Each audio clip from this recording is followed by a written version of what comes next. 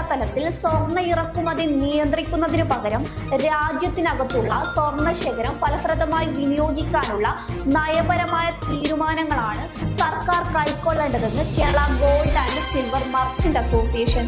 സ്വർണം ഒരു വർഷത്തേക്ക് ഉപഭോക്താക്കൾ വാങ്ങരുതെന്ന് കഴിഞ്ഞ ദിവസം പ്രധാനമന്ത്രി നടത്തിയ പ്രസ്താവന ഈ മേഖലയെ ആശ്രയിക്കുന്ന 90% ആളുകളുടെ ഉപജീവനത്തെയാണ് ബാധിക്കുന്നതെന്നും അതുകൊണ്ട് തന്നെ ഈ മേഖലയെ പിടിച്ചു നിർത്തണമെന്നും സ്വർണ്ണ വിപണിയെയും രാജ്യത്തിന്റെ സാമ്പത്തിക ഭദ്രതയും ശക്തിപ്പെടുത്തുന്നതിനായി ഇന്ത്യയിലെ ജനങ്ങൾക്കിടയിൽ ഏകദേശം 35,000-ൽ പരം ടൺ സ്വർണം കരുതൽ ശേഖരത്തായി ഉണ്ടെന്നും ഇത് വീണ്ടും ഇന്ത്യൻ സാമ്പത്തിക വിപണിയിലേക്ക് തിരികെ കൊണ്ടുവരികയാണ് വേണ്ടതെന്ന് ഭാരവാഹികൾ അഭിപ്രായപ്പെട്ടു.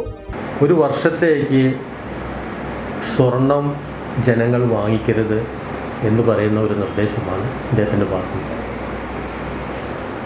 നേരത്തെ ഞാൻ പറഞ്ഞിരിക്കുന്ന വസ്തുക്കൾക്കൊക്കെ ഒരു ബദൽ സംവിധാനം ഏതെന്ന് നമുക്കെല്ലാവർക്കും ആലോചിച്ചാൽ മനസ്സിലാവുന്ന കാര്യം മാത്രം. സ്വർണം ഒരു വർഷത്തേക്ക് വാങ്ങിക്കരുത് എന്ന് പറയുമ്പോൾ അദ്ദേഹത്തിൻ്റെ മനസ്സിൽ എന്താണ് ഉണ്ടായിരുന്നത് എന്ന് പറയാൻ കഴിയില്ല. പക്ഷെ അവർ ഉദ്ദേശിച്ചിരിക്കുന്നത് വിദേശ നാണ്യ ശേഖരത്തിലെ ചോർച്ച അല്ലെങ്കിൽ അതിൻ്റെ കുറവ് പരിഹരിക്കുക, ഇന്ത്യയിലേക്ക് ഇറക്കുമതി ചെയ്യുന്ന ഏറ്റവും കൂടുതൽ മൂല്യമുള്ള ഏറ്റവും കൂടുതൽ വരുന്ന ക്രൂഡ് ഓയിൽ കഴിഞ്ഞാൽ വരുന്നത് സ്വർണ്ണമാണ്. ഏകദേശം 700 ടൺ സ്വർണം ഒരു വർഷം ഇന്ത്യയിലേക്ക് ഇറക്കുമതി ചെയ്യപ്പെടുന്നുണ്ട്. അത്രയും സ്വർണത്തിൻ്റെ വിലയായിട്ട് നമുക്ക് വിദേശ നാണ്യത്തിൽ നിന്നും നമുക്ക് നഷ്ടമാവുകയും ഇതിനെ തടയിടുക എന്നൊരു ഉദ്ദേശമായിരിക്കും സർക്കാരിൻ്റെ ഭാഗത്തും. അത് അദ്ദേഹത്തിൻ്റെ ആ ഒരു വാദഗതിയെ നമുക്ക് സ്വാഗതം ചെയ്യാം. പക്ഷേ 1 കോടിയിലേറെ ആളുകൾ ഇന്ന് ഇന്ത്യയിൽ സ്വർണ്ണ വ്യാപാരവുമായി ബന്ധപ്പെട്ട് പ്രവർത്തിക്കുന്നുണ്ട്. ഒരു വർഷത്തേക്ക് സ്വർണ്ണാഭരണങ്ങൾ ആളുകൾ ഉപഭോക്താക്കൾ വാങ്ങരുത് അല്ലെങ്കിൽ നിരുത്സാഹപ്പെടുത്തണം എന്ന് പറയുന്ന ഒരു വാചകം വന്നാൽ ഇടത്തരം വ്യാപാരികളും ചെറുകിട വ്യാപാരികളും തീരെ ചെറിയ തൊഴിൽ ചെയ്യുന്ന വ്യാപാരികളും അടക്കം ഏകദേശം 1 കോടിയിലധികം എന്ന് ഞാൻ പറയുമ്പോൾ ഇതിൻ്റെ 90% ഒരു ഉപജീവനം എന്ന നിലയിൽ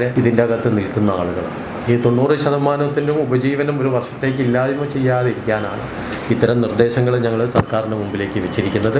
കോഴിക്കോട് പ്രസ് ക്ലബിൽ നടന്ന വാർത്താ സമ്മേളനത്തിൽ Kerala gold and silver merchant association സംസ്ഥാന secretary Arun Mallar, chartered accountant Krishnakumar Unni, K Surendran തുടങ്ങിയവർ പങ്കെടുത്തു.